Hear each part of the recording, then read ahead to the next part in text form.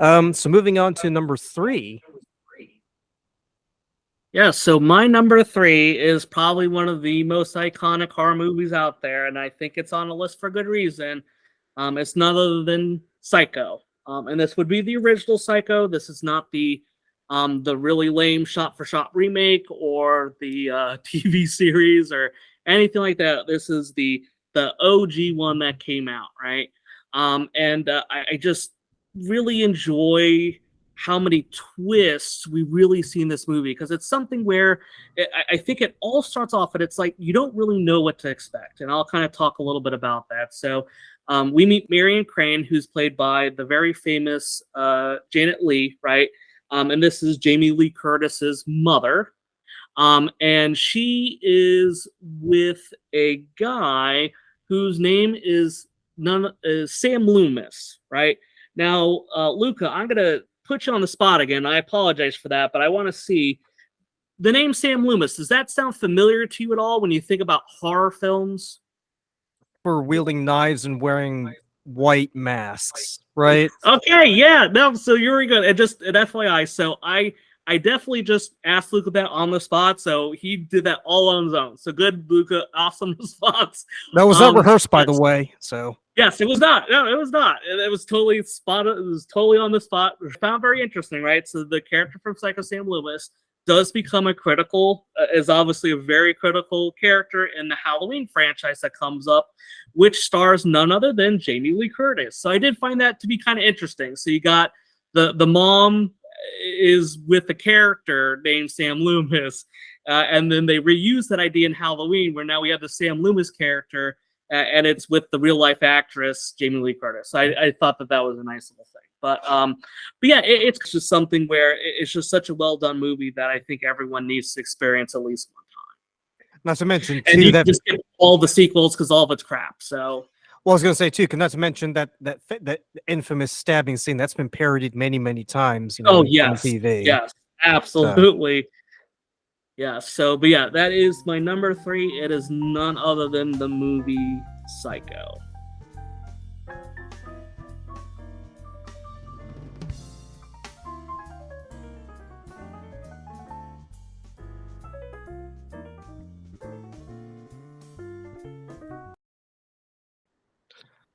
all right. Well, you're going with the heavy hitters, and I'm pretty much going with the movies that people haven't even heard of, or they don't really give them much thought of. So it's a pretty good pretty good set of contrasts right there. Oh yes, So we're very opposite right now. so my number three movie is going to be The Howling, and it's a werewolf movie from 1981.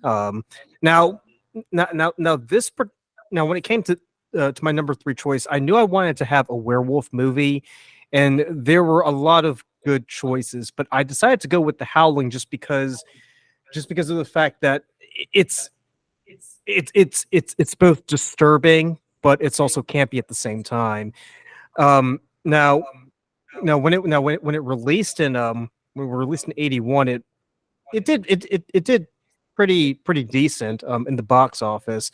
But what I really enjoyed was the fact that there's this one particular scene where the serial killer, I think his name's Eddie, he's transforming into a werewolf, and at that time, before the 2000s, they were pretty big on using on practical effects to Yes. to get that right.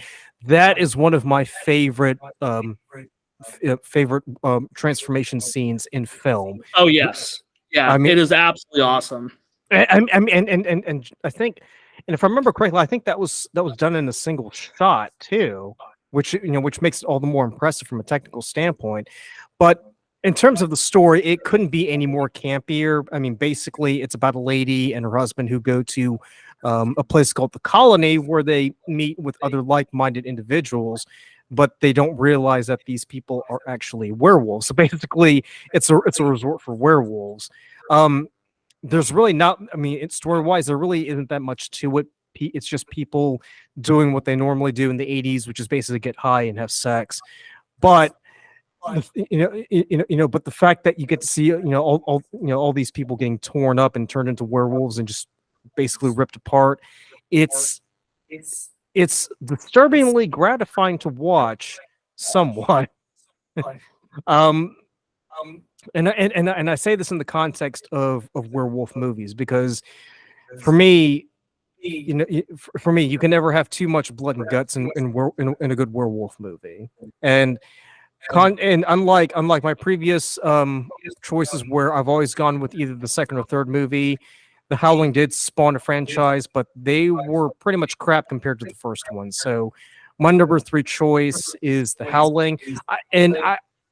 I know I should have a little bit more to say, but it's but it's that transformation scene. If you watch that transformation scene, that should pretty much explain why I think it's one of the best. Well, it's on my list anyway in terms of top five. Yeah. So, quick question for you. So, yeah, something interesting. So, there's another werewolf movie that came out in 1981. I know which one you're talking about. The reason why I didn't go with it, and there were so many reasons to go with the other one. I mean, believe me, I was just sitting there agonizing. I just want to say, so for people that are not following right now, so I'm talking about An American Werewolf in London, right? So that was the other werewolf movie that came out the same year, right? So these are both coming out at the same time, which I find very interesting. So, right. I'm sorry, let's continue.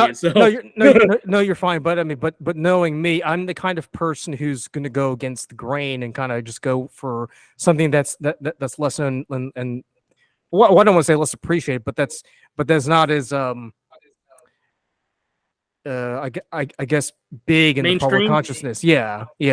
I guess you could say that's like a hipster horror choice. But the reason why I ended up going with The Howling instead of An American Werewolf, I mean both of those transformation scenes. I mean, yes, that I mean they just knocked them out of the park. The reason why I went with The Howling was because that one, it was just so disturbing. There was just something that was just. I mean, obviously the guy's turning into a werewolf, so he's not human, obviously. But it just takes that inhumanity to a whole nother level because with An American Werewolf in London, yeah, he's turning into a werewolf, but there's still a sense of familiarity because in the back of my mind when I'm watching, I'm thinking, oh, he's turning into a cute little dog or little wolf man. He's just gonna run around and rip people apart, and that's cool. But with this one, it was just so. I mean, I almost can't just. I mean, there are no other words to describe it. It was just like next level demonic, really. I mean, especially with the eyes. Holy shit! Like, I just felt like something was like burrowing deep into my soul. That's what did it for me.